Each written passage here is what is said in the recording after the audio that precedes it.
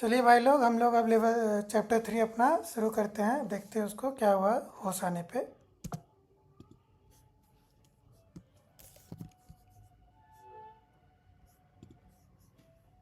Chapter 3 सफेद कमल। आदित्य की आंखों के सामने सब कुछ पहले धुंधला था, लेकिन जैसे ही उसकी नजर साफ हुई, उसने खुद को एक बड़े से हरे भरे मैदान में खड़ा पाया। ये जगह क्या है? वो घबरा कर बोला। उसका शौक इतना ज्यादा था कि शब्दों में बयान करना मुश्किल था। एक पल पहले वो तालाब में नहा रहा था और अगले ही पल वो इस अनजानी जगह पर आ गया। अगले ही पल उसके आसपास का सीन बदल गया। उसके सामने एक जवान आदमी खड़ा था, लंबे काले बाल, काले कवच में, और उसका प्रेजेंस बहुत ही पावरफुल था। आदित्य की आंखें फट गईं और वो पीछे हट गया। तो तुम कौन हो? उसने डर के साथ पूछा। लेकिन वो कवच पहने आदमी जैसे उसे देख ही नहीं पा रहा था, ना ही उसकी आवाज सुन रहा था। आदित्य कुछ हजारों लोग उस जगह पर प्रकट हो गए। कुछ लोग हवा में तैर रहे थे, कुछ जमीन पर खड़े थे, और सब ने उस कवच वाले आदमी को घेर लिया था। सिर्फ उनकी ऑरा ही इतनी भयानक थी कि आदित्य की सांस रुकने लगी। उसके दिमाग में सिर्फ एक शब्द गूंज रहा था, साधक। जब उसने दोबारा उस कवच वाले आदमी को देखा तो वो बिल्कुल शांत खड़ा था, सीधा खड़ा, बिना किसी डर के। आदित्य ने अनजाने में थूक निगल लिया। ये आदमी आखिर है कौन? उसने हैरानी से सोचा। फिर आसपास के लोग किसी अजीब भाषा में बात करने लगे। आदित्य कुछ समझ नहीं पा रहा था, लेकिन उनके चेहरों से क्लियरली लग रहा था कि वो दुश्मनी के साथ आए हैं। अगला जो हुआ उसने आदित्य की सोच ही बदल दी। हजारों साधक एक साथ उस कवच वाले आदमी पर हमला करने लगे। रंग बिरंगी शक्तियां आसमान में फटने लगी, जमीन टूटने लगी, आसमान फटने लगा। आदित्य बस शौक में सब देख रहा था। लगता है हमारा मेन कैरेक्टर फ्लैशबैक में चला गया है। चलिए देखते हैं आगे क्या होता है। उसका मुंह खुला रह गया। ये सब क्या हो रहा है? वो अपने मन में चीखा। उसके आसपास सब कुछ तबाह हो रहा था, लेकिन उसे कुछ नहीं हो रहा था, जैसे वो सिर्फ एक दर्शक हो। उसे समझ आ गया कि ये सब लोग बहुत शक्तिशाली साधक हैं, लेकिन सबसे शॉकिंग बात ये थी कि हजारों लोग एक आदमी पर हमला कर रहे थे। फिर भी वो आदमी उन सब पर भारी पड़ रहा था। सिर्फ हाथ हिलाने से उसने आसपास की जगह को जम दिया। एक और हाथ के इशारे से कई लोग सीधे गायब हो गए, जैसे कभी थे ही नहीं। लेकिन दूसरे साधक भी कम नहीं थे। एक ही मंत्र से वो अग्निवर्षा, भूकंप, बिजली और भी कई विनाशकारी चीजें ला सकते थे। धीरे धीरे लड़ाई का पलड़ा बदलने लगा। आखिरकार उस कवच वाले आदमी को एक भारी चोट लगी। एक महिला साधिका बिजली की रफ्तार से आई और उसका हाथ काट दिया, लेकिन उसने भी अपनी जान गंवा दी। नहीं! आदित्य अचानक चीख पड़ा। उसे खुद भी नहीं पता चला कब वो उस वीर साधक के लिए फील करने लगा था। इसके बाद वो कवच वाला साधक लगातार जख्मी होता गया। चाहे वो कितना भी शक्तिशाली क्यों ना हो, आखिर में हजारों बराबर के दुश्मनों के सामने टिक नहीं पाया। अपने आखिरी सांसों में उसने कुछ ऐसा किया जिसे देखकर आदित्य का दिल हिल गया। उसने अपना हाथ उठाया और उसकी हथेली पर एक सफेद कमल प्रकट हो गया। आदित्य ने ठंडी सांस ली, उसका दिल तेज धड़कने लगा। ये ये क्या यही है? वो धीरे से बोला। अगले ही पल आसपास की जगह जैसे जम सी गई। हजारों साधक भागने की कोशिश कर रहे थे, लेकिन कोई बच नहीं पा रहा था। सफेद कमल पूरी तरह खिल गया और एक भयानक एनर्जी वॉटेक्स बन गया। एक एक करके सभी साधक मरने लगे। धीरे धीरे उस कवच वाले आदमी का हाथ भी ढीला पड़ गया। आदित्य का दिल जोर जोर से धड़क रहा था। जो वो देख रहा था उससे उसका मन हिल चुका था। उसने उस वीर साधक की आंखों में देखा, और अजीब बात यह थी कि उसे लगा जैसे वो साधक भी सीधा उसे ही देख रहा हो। आदित्य ने देखा कि उस साधक की जिंदगी धीरे धीरे खत्म हो रही है, लेकिन उसकी आंखों में न डर था, न पछतावा। वो साधक अपने पैरों पर सीधा खड़ा हुआ ही मर गया, बिल्कुल एक भाले की तरह सीधा। लेकिन मरने से पहले उसकी नजर जैसे समय और जगह को पार करके सीधा आदित्य तक पहुंच गई। आदित्य को समझ नहीं आया कि ये उसका भ्रम है या सच, लेकिन उसे लगा जैसे उस साधक ने हल्का सा सिर हिलाकर उसे पहचान दी हो। ये देखकर आदित्य की आंखें भर आईं। उसने एक ऐसे वीर को मरते देखा था जो अकेला हजारों से लड़ते हुए गिरा। अगले ही पल सब कुछ फिर बदल गया। आदित्य ने खुद को एक अजीब सफेद जगह में तैरते हुए पाया। वो कंफ्यूज हो गया। इधर उधर देखने पर उसने छोटी बड़ी रोशनी के टुकड़े हवा में तैरते हुए देखे। कुछ छोटे थे, कुछ बड़े। काफी देर बाद उसे होश आया, लेकिन अभी भी वो उस महान युद्ध को भूल नहीं पा रहा था। वो आदमी, उसके पास वही कमल था जो मुझे तालाब में मिला था, उसने हैरानी से कहा। फिर उसकी नजर एक रोशनी के टुकड़े पर पड़ी जो उसके पास तैर रहा था। उसने घबराकर हाथ बढ़ाया, लेकिन उससे छूने से पहले ही सब कुछ फिर बदल गया। अगले ही पल आदित्य ने खुद को फिर से उसी तालाब में पाया जहां वो पहले नहा रहा था। उसने तुरंत इधर उधर देखा, लेकिन सफेद कमल कहीं भी नहीं था। नहीं, वो कहाँ गया? आदित्य घबरा गया। अब तक उसे समझ आ गया था कि वो सफेद कमल कोई आम चीज नहीं, बल्कि एक बहुत ही शक्तिशाली दिव्य वस्तु थी जो उसकी जिंदगी बदल सकती थी। वो पागलों की तरह चारों तरफ देखने लगा, लेकिन कमल कहीं नहीं मिला। तभी उसकी नजर पानी में उसके धुंधले प्रतिबिंब पर पड़ी और वो एकदम रुक गया। उसके माथे के बीच भौं के थोड़ा ऊपर एक छोटा सा कमल का निशान बना हुआ था। आदित्य की आंखें चमक उठी। क्या ये कमल मेरे साथ जुड़ गया है? ये सोचकर वो बेहद एक्साइटेड हो गया। उसे नहीं पता था ये कमल क्या है, लेकिन इतना जरूर समझ आ गया था कि ये एक बहुत ही शक्तिशाली चीज है जो उसे साधक बनने के रास्ते में मदद करेगी।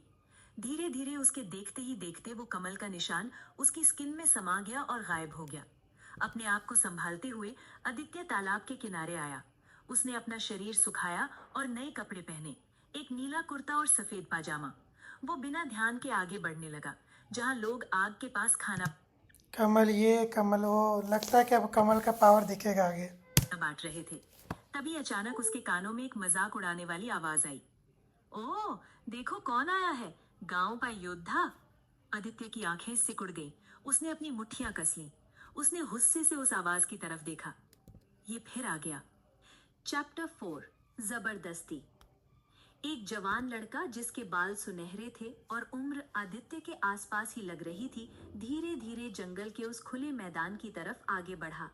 उसने महंगी रेशम के कपड़े पहने हुए थे, साथ ही गहने भी, और उसके चेहरे पर घमंड भरी मुस्कान थी। अरे, ये तो वही गांव का लड़का है। इसकी तलवार देखो, इतनी पुरानी है कि हवा से ही टूट जाएगी। उसके पीछे चल रहे दो लड़के भी हंसने लगे और आदित्य का मजाक उड़ाने लगे। सफर के शुरू से ही ये तीनों हमेशा आदित्य को तंग करते आए थे, क्योंकि पूरे ग्रुप में वो ही एक आम लड़का था। उन्हें ये बात बिल्कुल पसंद नहीं थी कि एक साधारण लड़का भी साधक बनने का सपना देखे। इस दुनिया में आम तौर पर सिर्फ राजवंश या अमीर घर के बच्चे ही साधक बन पाते थे। आदित्य लकी था कि कुछ साल पहले उसकी मुलाकात एक घुमक्कड़ ऋषि से हुई थी, जिन्होंने उसकी प्रतिभा पहचानी थी। लेकिन फिर भी एक आम लड़के के लिए इस रास्ते पर चलना बहुत मुश्किल था। सिर्फ टैलेंट ही नहीं, बल्कि बहुत सारे साधन यानी रिसोर्सेज भी चाहिए होते थे। आदित्य ने सामने आ रहे उस लड़के को देखा और दांत कस लिए। उसका नाम था जय प्रताप सिंह, सूर्य राज्य के एक बड़े जमींदार का बेटा। अपनी उच्च जाति और पैसों की वजह से वो सबको नीचा समझता था, खासकर आदित्य जैसे लोगों को। अब तक आदित्य चुपचाप सब बर्दाश्त करता आया था। वो बिना वजह किसी मुसीबत में नहीं पड़ना चाहता था। लेकिन आज कुछ अलग था। उसने अभी अभी एक ऐसे वीर साधक को देखा था जो अकेला हजारों से लड़ गया। उसके अंदर भी एक नया जोश आ गया था। और सबसे बड़ी बात, वो अब सूर्य राज्य से काफी दूर थे। यहाँ जयप्रताप का असर ज्यादा नहीं चलेगा। इस बार आदित्य ने सीधा उसकी आंखों में देखा और बोला, तुम्हें क्या चाहिए? जयप्रताप थोड़ा हैरान रह गया। ओ, तो तू बोलना भी जानता है? अरे, ये एटीट्यूड कैसा है? तू जयप्रताप से ऐसे बात करेगा? उसके दोनों चमचे गुस्से से आदित्य को घूरने लगे, लेकिन आदित्य ने उन्हें इग्नोर कर दिया और सीधा जयप्रताप को देखते हुए बोला, अगर कोई काम नहीं है तो यहाँ से चले जाओ, मुझे परेशान मत करो, ये मेरी लास्ट वार्निंग है। जयप्रताप को यकीन नहीं हो रहा था। इस गांव वाले में इतनी हिम्मत कैसे आ गई? फिर उसका गुस्सा फूट पड़ा। तू, एक नीचे जात का लड़का मुझसे ऐसे बात करेगा? भाई, इससे हम देख लेंगे, उसके चमचे बोले और आदित्य की तरफ बढ़ने लगे। उनमें से एक अचानक दौड़ता हुआ आया और उस पर मुक्का चलाया। आदित्य शांत रहा। वो साइड में हट गया और आसानी से अटैक डॉज कर लिया। फिर उसने तुरंत अपना मुक्का उठा